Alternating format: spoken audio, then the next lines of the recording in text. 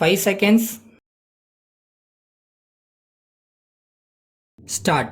சட்டமன்றத்தில் வரவு செலவு திட்ட விவாதத்தில் ஓர் உறுப்பினர் பேசியதாவது: பேரவை தலைவர் அவர்களே, வரவு செலவு திட்ட விவாதத்தில் பங்கு கொண்டு பேச வாய்ப்பு அளித்ததற்கு என் நன்றியை முதற்கண் தெரிவித்துக் கொள்கிறேன்.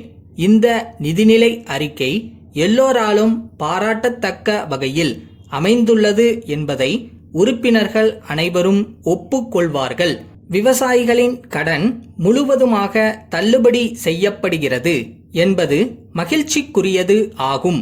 தமிழ்நாட்டில் விவசாயிகள் வறட்சி, வெள்ளச்சேதம் போன்ற சொல்ல முடியாத துயரங்களை அனுபவித்த நேரத்தில் விவசாயிகளின் கடனை தள்ளுபடி செய்ய வேண்டுமென்று இந்த சட்டமன்றத்தில் உறுப்பினர்கள் பலரும் எடுத்துரைத்தார்கள். உறுப்பினர்களின் கோரிக்கைக்கு செவி சாய்த்து விவசாய பெருமக்களின் கடன் முழுவதையும் தள்ளுபடி செய்ய போவதாக அறிவித்துள்ள அரசை பாராட்டாமல் இருக்க முடியாது என்பதை தெரிவித்துக் கொள்ள விரும்புகிறேன்.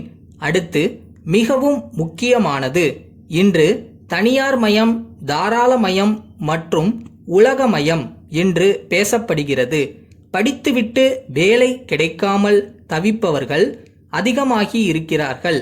இப்படிப்பட்ட சூழ்நிலையில் 3 லட்சம் பேருக்கு புதிதாக வேலை வாய்ப்பு உருவாக்கப்படும் என்று சொல்லியிருப்பது மிகுந்த மகிழ்ச்சியை ஏற்படுத்துகிறது. இருப்பினும் தனியார் நிறுவனங்களிலும் இடஒதுக்கீடு திட்டம் அமுல்படுத்தப்பட்டால்தான் தாழ்த்தப்பட்ட சிறுபான்மை இன மக்களுக்கு வேலை வாய்ப்பு கிடைக்கும் என்று நினைக்கிறேன். அடுத்து நான் குறிப்பிட்டு சொல்ல விரும்புவது என்னவென்றால், விவசாயிகளுக்கு கட்டுப்படியாக கூடிய விலை கிடைப்பதற்கு தகுந்த நடவடிக்கைகள் எடுக்கப்பட வேண்டும். நெல்லுக்கும் கரும்புக்கும் ஓரளவு கட்டுப்படியாக கூடிய விலை கிடைப்பதாக சொல்லப்படுகிறது. அதே சமயத்தில் விவசாயிகள் உற்பத்தி செய்யும் காய்கறிகளுக்கும் பழங்களுக்கும் கட்டுப்படியாக கூடிய விலை கிடைப்பதற்கு உழவர் சந்தை திட்டத்தை பரவலாக கொண்டு வர வேண்டும்.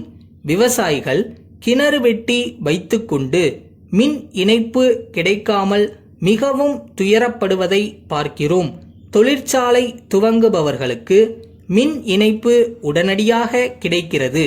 அவர்களுக்கு வரி சலுகைகளும் கிடைக்கின்றன.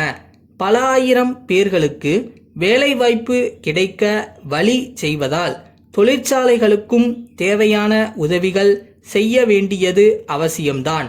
அதே நேரத்தில் விவசாயிகளுக்கும் உடனுக்குடன் மின் இணைப்பு கிடைக்க ஏற்பாடு செய்ய வேண்டியது அரசின் தலையாய கடமையாகும் என்பதை வலியுறுத்தி சொல்லிக்கொள்ள ஆசைப்படுகிறேன்.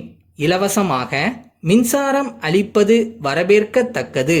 அதையும் விட முக்கியமானது தடையில்லாத மின்சாரம் அளிப்பதே ஆகும் என்பதை அனைவரும் ஒப்புக்கொள்வார்கள் என்று நம்புகிறேன். அடுத்தபடியாக நான் சொல்லிக்கொள்ள விரும்புவது, பத்திரிகையாளர்கள் மிகவும் சிரமப்படுகிறார்கள்.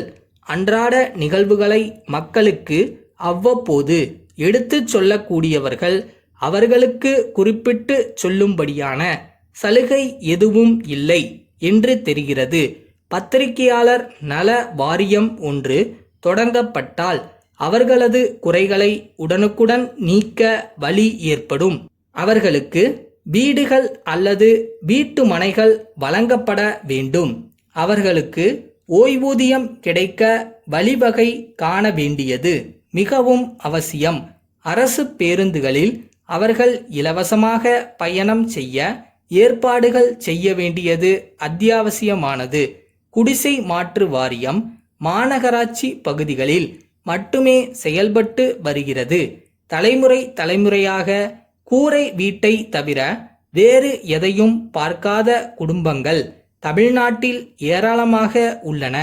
ஆகவே குடிசை மாற்று வாரிய திட்டத்தை கிராமப்புறங்களுக்கும் விரிவுபடுத்த வேண்டுமென்று கேட்டுக்கொள்ள விரும்புகிறேன்.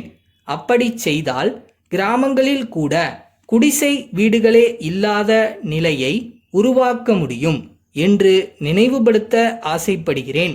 இந்த நிதிநிலை அறிக்கையை தமிழ்நாட்டு மக்கள் சார்பிலே, குறிப்பாக தமிழர்கள் சார்பிலே வரவேற்கின்றேன்.